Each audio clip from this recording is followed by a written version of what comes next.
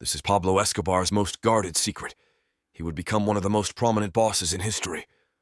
On one occasion, he ordered one of Escobar's men to be torn to pieces on a motorcycle.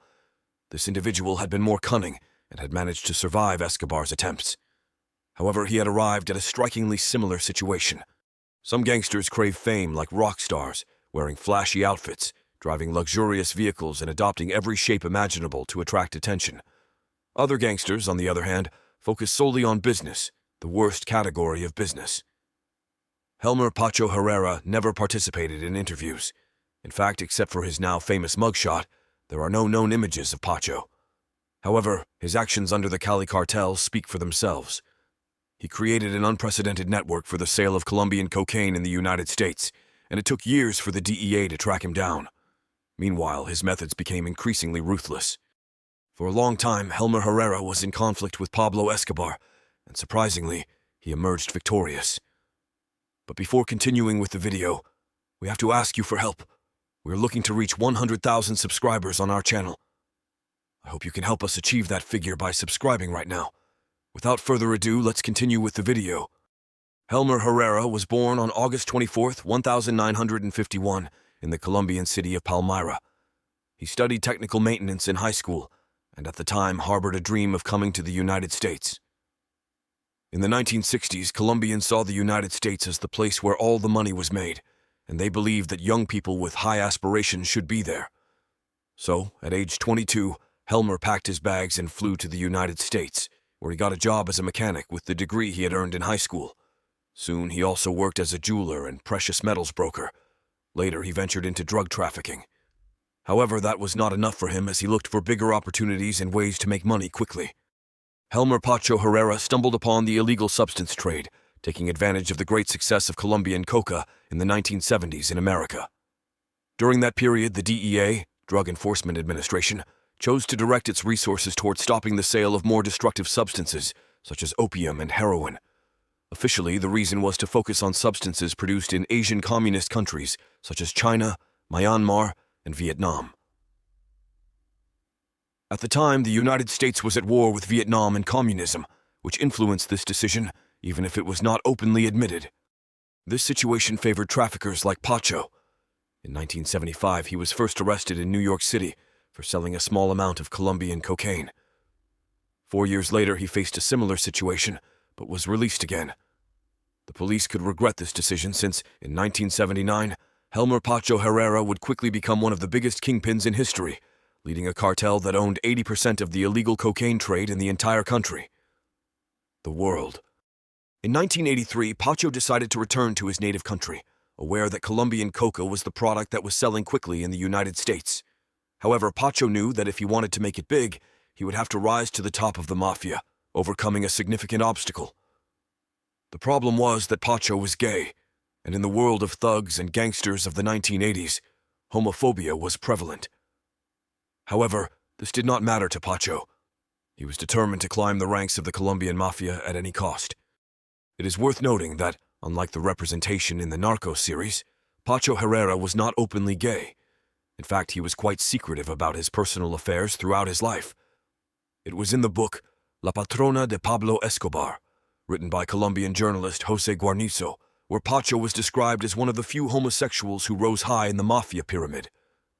He managed to ride the bull with charm and excellent knowledge of the New York mafia, earning the admiration and support of two notorious brothers.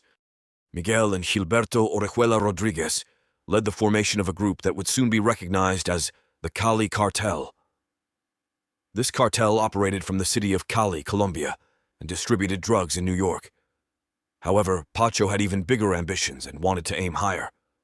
Gradually, he built an extensive network in the United States. The Cali Cartel sold its products in cities such as Vancouver, Los Angeles, Houston, Quebec, and Atlanta, to name a few. Not only was the network large and unprecedented, it was also ingeniously constructed, allowing it to remain undetected by the DEA for years.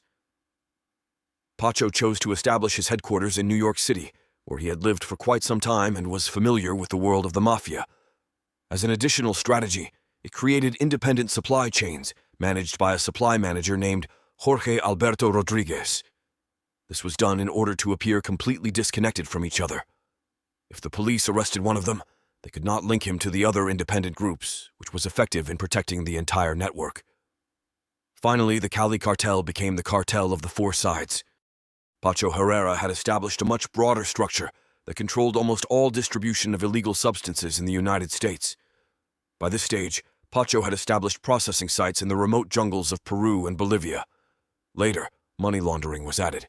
Herrera proved to be skilled in mathematical business and was always looking to expand. By the end of the 1980s, he had created numerous fake companies, and with the help of Gilberto, who had contacts in the corrupt National Bank, Pacho could launder all the money he wanted. At this point, the Cali cartel had control over banks, hotels, and even soccer clubs, generating profits of $8 billion a year. Pacho, for his part, owned a 14-story complex, which was far from modest. It seemed that Pacho Herrera, the leader of the Cali cartel, was invulnerable. In the late 1980s in New York City, two small-time traffickers clashed over a woman, both armed. The fight resulted in several deaths. Realizing the scope of his action, the shooter desperately sought the protection of Pacho Herrera. He had just killed men linked to Pablo Escobar, and upon learning of this incident, Escobar declared that he wanted the shooters dead, as he usually did in such cases.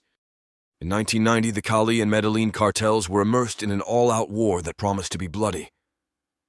In 1988, an explosion destroyed an apartment building where Escobar's family was hiding. On September 25, 1999, while Pacho Herrera was enjoying a soccer game, Escobar sent a squad of 20 assassins dressed as police officers to open fire on the crowd in which Pacho was. 18 people died in the attack, but curiously, Pacho was not among the victims. This incident marked the moment when Pacho Herrera suddenly became a public name. People all over Colombia were wondering who this man Escobar wanted dead was. Despite his preference for privacy in recent years, Pacho once again retreated from the realm of mathematical business strategies and money laundering, allowing the Rodriguez brothers to take charge of the fight. However, just a year later, a large group of hooded gunmen, identified with pink armbands, attacked Pacho at a spa, leaving another group of innocent people dead. On 2 consecutive occasions, Pacho Herrera emerged from the conflicts unscathed, but he was determined not to allow Escobar to win the war. Although it has not been officially confirmed, most sources maintain that Pacho Herrera became the main sponsor of the Pepes, a huge and very violent self-defense group made up of individuals wronged by Pablo Escobar. These men who had lost loved ones or been tortured by Escobar and his men were seeking revenge. Now, the Colombian government was desperate for help to end Escobar's reign of terror. In 1993, the Pepes, the Colombian government, and the DEA joined forces to defeat Escobar, who had been on the run for years. Although Escobar tried to escape, with his army reduced to dust, he had nowhere to go and nowhere to hide. Finally, on December 2nd, Escobar was shot down from a rooftop in Colombia. He fell to the ground, and people celebrated his fall. They even shouted it on the radio so that all the Colombian people could join in the celebration. However, Escobar's fall did not necessarily weaken the influence of the Coca Mafia. As they say, you cut off the head of a snake and 3 more appear. In this case, 4 were born, and their teeth were even sharper. In fact, when Escobar disappeared from the horizon, Pacho Herrera stepped in to fill the void. In 1994, the Cali cartel controlled 80% of cocaine distribution around the world. Pacho himself succumbed to temptations, adopting a luxurious lifestyle. He lived in the penthouse of his 14-story building, monitoring every movement around him. It had multiple hot tubs and 70 cars, including a bulletproof Mazda. All its floors were covered in white marble, and its furniture boasted white leather. By now, he was not only the cold, calculating criminal who had risen through the ranks of the American Mafia, but also the rock star. However, do not be fooled. Pacho was not a good man. On one occasion, he ordered one of Escobar's men to be torn apart by motorcycles. Although he was now a more prominent figure and enjoyed luxuries, he remained a reckless individual, obsessed with money and power, willing to go to any extreme to preserve his status. However, this reign of luxury and power would not last long. In the mid-1990s, the DEA declared war on the Cali cartel, arresting its members one by one. Pacho was the last to fall. On September 1st, 1995, he surrendered to the DEA, knowing that he had nowhere to run. Although he had been more cunning and had survived Escobar, he had ended up in a situation that was too similar. He was sentenced to 14 years in prison, but would not live long enough to be released. Once in prison, Pacho Herrera changed his lifestyle, since he could no longer continue being a luxurious gangster and dedicated himself to his lifelong passion: soccer. He became the organizer of sporting events in prison and sponsored soccer tournaments. Additionally, he began studying a bachelor's degree in business administration. It seemed that Pacho was turning his life around. At that time, he was only 47 years old. However, a problem arose. Although he was supposed to be in the maximum security wing of the prison, Pacho was allowed to visit other areas where he met other inmates. This is how, on November 6, 1998, a 32-year-old acquaintance named Rafael Angel Uribe Serna entered prison and went to the soccer field where Pacho played. Although Uribe was drunk, when Pacho saw him, he stopped the game and, always happy to receive visitors, ran to Uribe, shook his hand, and hugged him. At that moment, Uribe pulled out a gun and shot him several times in the head. Pacho was knocked to the ground by other inmates and finally taken away. Pacho was taken to the hospital, but this time he could not survive. It's still unclear who was behind the murder, but it certainly wasn't just a drunk acquaintance. That's all for today. I hope you liked the video. If so, give it a like. Don't forget to subscribe if you're truly passionate about narco stories. See you next time.